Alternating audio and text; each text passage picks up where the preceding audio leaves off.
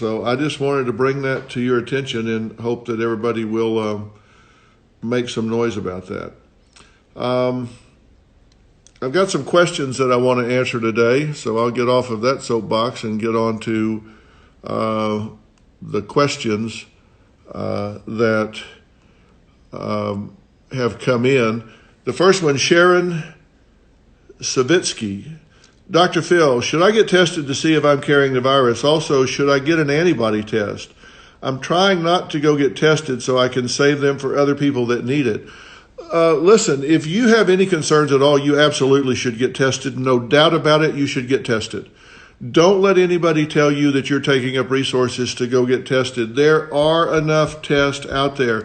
When you go to the testing lines in most places, there aren't enough people taking the test as there are tests. So there might be a line, but when the day's over, they've got 10,000 tests left over. So you have the right to be tested. If you're concerned, go be tested.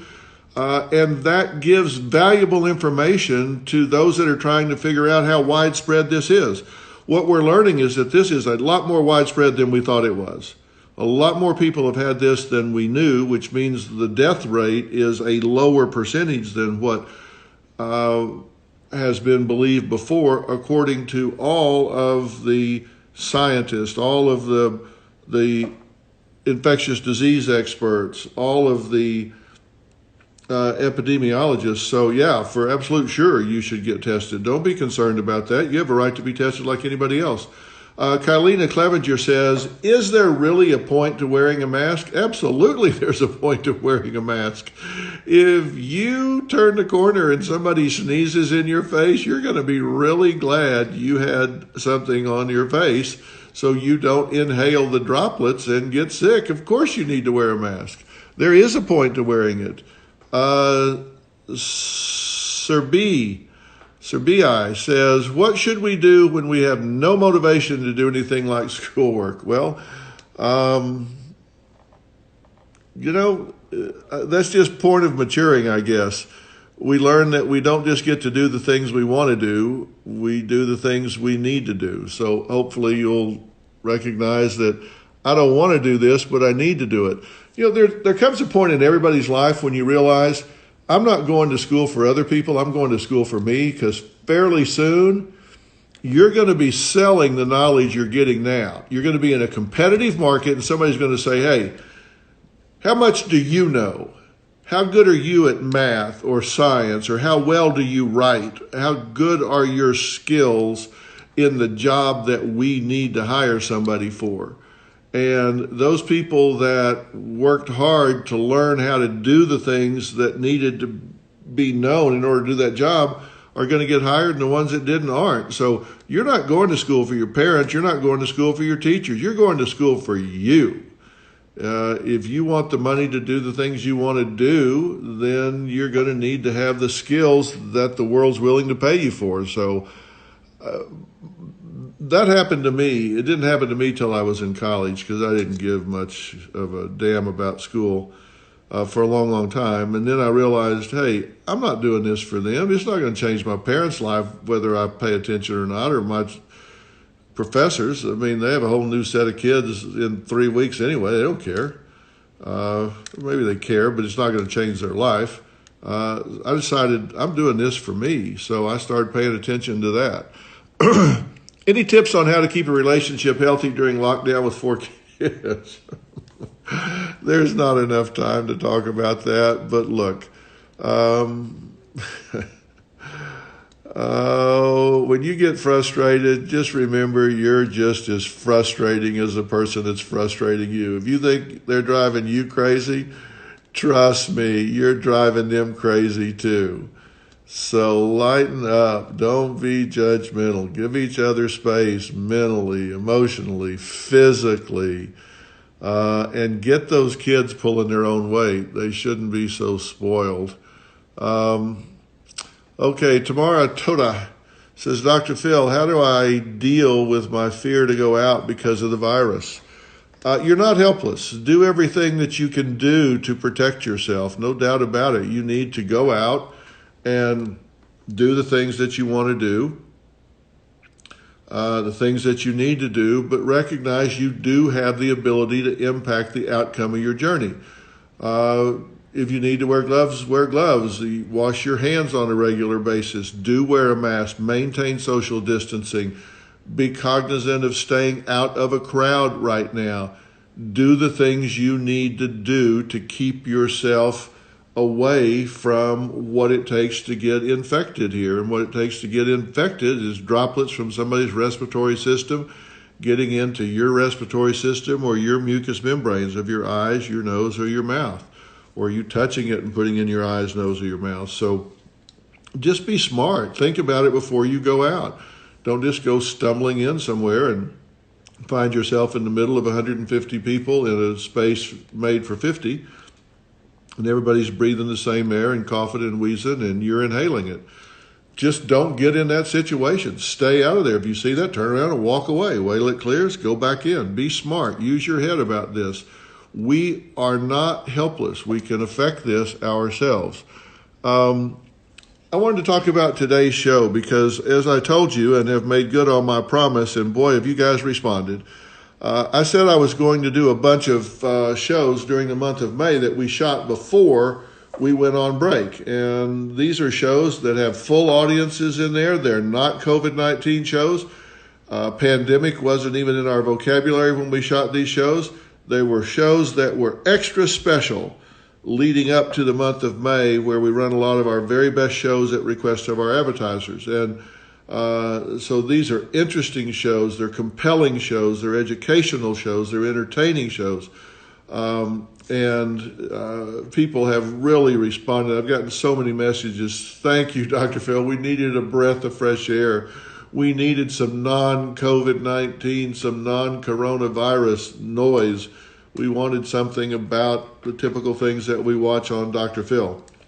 And this is the second part of a two-part. If you missed yesterday, we will catch you up fully at the beginning of the episode. But this is one of the most interesting catfish shows that I can remember doing. Now, by catfish, we're talking about these people that get scammed, love scammed on the internet. Somebody steals an identity, pretends to be this very attractive person that's falling in love with someone, and starts getting money from them. That's what we mean by catfish, if you don't know. And this is a two-parter, and what worried me about this is Lois is the one that's getting scammed here, and she puts herself in real danger. She's got somebody that has convinced her that they are sending her a suitcase full of diamonds and cash. And she meets someone called the General and meets this person alone in a hotel room, no safety, no security, nobody around, meets him in a hotel room. And they don't open the suitcase. He says, here's what's in here. And he gives her 3 bills that are completely white. These bills are completely white. They're the same shape as a bill, but they're white. And he says there is a special solution that you can dip these in. It's called white money, and it washes the white off, and underneath are $100 bills. They've just been disguised to get through customs or something, is his point. And he has 3 examples, and he mixes up this solution, douses, the white comes off, and there are 3 crisp $100 bills. He gives her this locked suitcase. We unlock that suitcase on the stage to see what's in there. Are there diamonds? Are there cash? Is there more of this white money? And is the white money real? She kept the white money Jeffrey Daniels gave her in a home safe under lock and key and mailed it to me so I could examine all of the evidence associated with this online fiance. And so we do that. So I open Lois's home safe and examine her white money on the set so we can see what's there. And I also locate her former fiance, Fred Adler, who Lois claims is stuck in Africa. The man behind the photos of Fred is actually a gentleman named Mark. He lives in North Carolina. He's the victim. He's had his identity stolen. So we actually find the people, and we open that safe, and we find out what's in there and what's going on with this, well, shall we say, we'll call it white money. That's what they call it, is white money. So that's on today's show, and we've got some great shows lined up for the week. I want you to really stay tuned in. We're doing some really interesting things. And with regard to what I started talking about early on, pay attention to what people are taking down and not letting you see and not letting you hear. I'm not even saying what it is. I'm just telling you there is science that's questioning some of what we're being told, and those that are being taken down are doctors from very reputable universities and hospitals that are saying there's some stuff here everybody needs to know. Check in. So, Robin and I are doing well. Over the weekend, I made my first outing. I had to go to Dallas, Texas, and it was interesting. When I got to Dallas, I was met by law enforcement and had to sign some papers about, because I was from California, I guess, coming into Texas. Why are you here? Where are you going? You have to agree you'll go straight there, do what you have to do, and come back here and leave. Otherwise, you have to quarantine. And sadly, I was going in because my nephew, Scott Matson Jr., 50 years old, passed away at ICU last week. And it was not COVID related. He had had a struggle with a number of issues. And sadly, we lost him just a few days ago, and the funeral was in Dallas.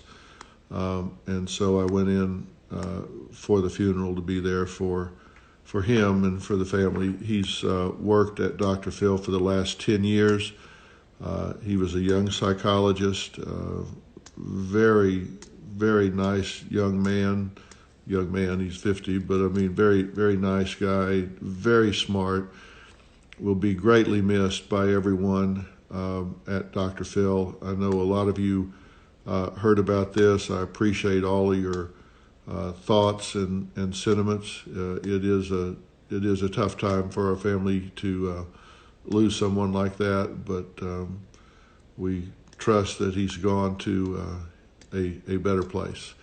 But it was interesting to go to another city for the first time in months and see how they're doing things and how restrictive things are in a place that supposedly is opening up.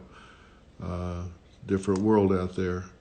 I'll be talking to you guys throughout the week. So long.